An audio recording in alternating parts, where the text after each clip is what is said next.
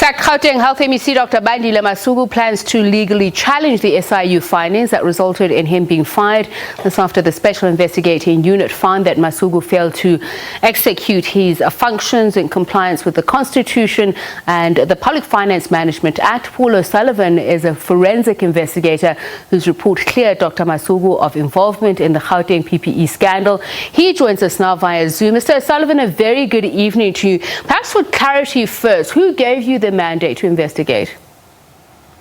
Ilova law firm, Darrell Firman and Associates. And were they instructed by any individual or parties in particular? More pointedly, was Bandile Masuku one of those who appointed them?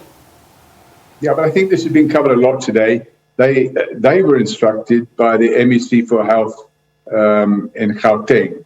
They were instructed to appoint an independent firm for the purpose of getting to the bottom of the allegations.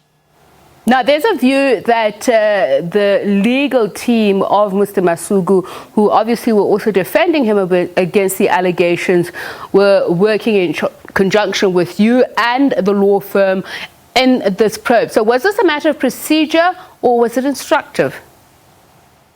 So we carried out an investigation without the assistance of the law firm.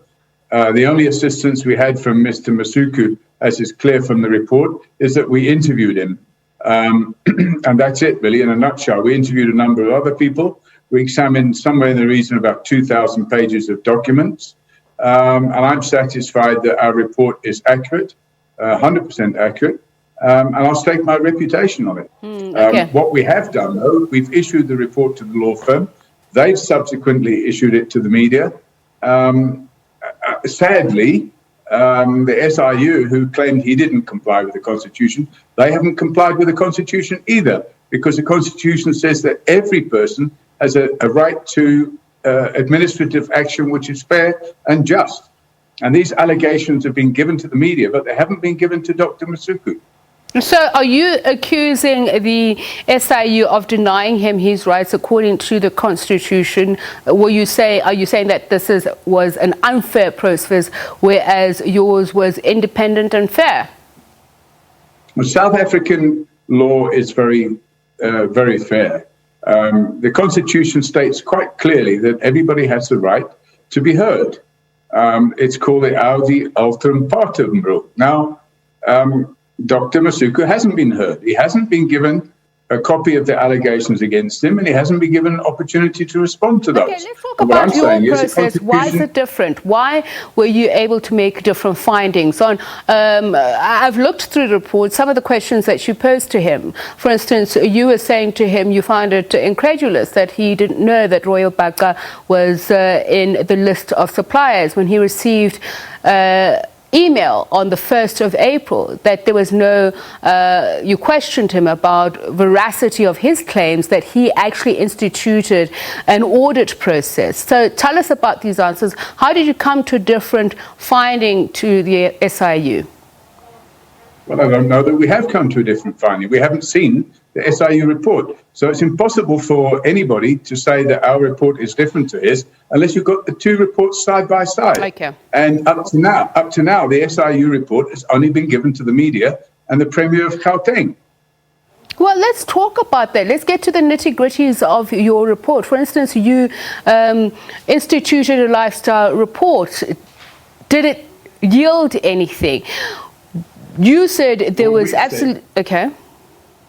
We've said that we carried out a lifestyle audit on a number of people, and in respect of Dr. Masuku and his wife, there were no red flags in the lifestyle audit. You found conclusive evidence that there was no way the MEC was guilty of either interfering, colluding, or in any way stepping outside of the confines of his duties. What findings did you make on the DICOs? Well, what we've said, and our report is very clear, is there isn't a shred of evidence that shows that he did, in fact, interfere in the procurement process. And we've stated at the end of our report that if anybody's got such evidence, there's an email address that they can send it to, and there's a telephone hotline that they can use to tell us where the evidence is. Because at this point in time, despite having examined somewhere in the region of 2,000 pages of evidence, there's nothing that shows that Dr. Masuku was involved in the procurement process in any way, shape or form. All right, so what were your findings on that? Because you questioned them as well. They admitted that they knew the Masukus. They also said that the Masukus, specifically the MEC, knew nothing about the fact that Royal Baka was vying for this contract. What did you find against them? Were they indeed able to cede a contract which Leda then benefited from? Well, I think the SIU, the information that SIU have properly put in the public domain makes it crystal clear that there was no proper lawful contract in the first place. And secondly, that even if there was a lawful contract in the first place, it couldn't have been lawfully ceded. So we're at idiom on that. We agreed completely with that. In fact, in our report, we've said these so-called contracts, if you can call them contracts, were unlawful. They didn't comply with any of the PFMA. They didn't comply with the Treasury guidelines and regulations, and they didn't comply with the Constitution. So there are serious challenges for the people that obtained these so-called contracts. But Dr. Masuku didn't obtain any contracts, and he didn't benefit from any contracts, and he didn't award any contracts, and he wasn't involved in deciding who would get any contracts. So I think at the end of the day, there's still a lot of work to be done before the public can be taken into the confidence of the SIU. The SIU should publish that report now because they've leaked it to the media, and I think it's shocking, or somebody's leaked it to the media, and I think it's shocking what's been done. So let's talk about that. You found that Section 217(1) of the Constitution was contravened in the awarding of this contract to Royal Baka. So talk to us about then the subsequent change of the order to letter. What did you find, and why does your report say that some senior officials may be found to possibly in contravention? Why is there no conclusive finding on that?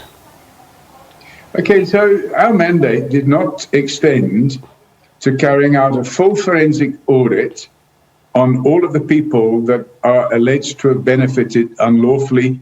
Our mandate was to investigate the role of Dr. Masuku and his wife, and that's what we've done. Now, it's clear from the evidence that we have seen that a large proportion of the contracts, if we call them contracts, we don't call them contracts. We call them unlawfully written letters which purport to be contracts or commitments for purchase orders. And we're satisfied that that process was completely unlawful. You mentioned emails. In fact, there's quite a number of people that you spoke to, evidence that you collected, an email from Thandi Pino, the importance thereof. And I also want to talk about what is the importance of this paper trail that you gathered? Do you get a clear picture of where the blame lies? If you say that had Dr. Masuku acted any differently, he would have been then in contravention of his executive authorities, that he stayed in his lane, then where should wrongdoing be placed? Well, I think at the end of the day, we can only really state that with any degree of certainty once this thing is made transparent, which it's not at the moment. Now, at the end of the day, we have had access to a large number of emails, a large amount of documentation, and we've interviewed a large number of witnesses. And some of those witnesses have been, in fact, all of the witnesses have been very cooperative, and they've given us their version of events. And when you put everything together, because at the end of the day, you can't look at things in isolation. You have to put everything together and arrive at a conclusion. And our conclusion, which we stand by, is that there's not a single shred of evidence that Dr. Masuku was involved in any way, shape or form in the procurement process of PPE in Gauteng. All right, thank you for speaking to us, Paul O'Sullivan, forensic consultant. He just concluded that cleared Dr. Bandile Masuku of any wrongdoing. As you heard, he stands by it, including the law firm that gave him the mandate, and he made it very clear that that mandate came from the MEC's office that sought for an independent investigation. He does reiterate that there was no cross-cutting or interference from that office.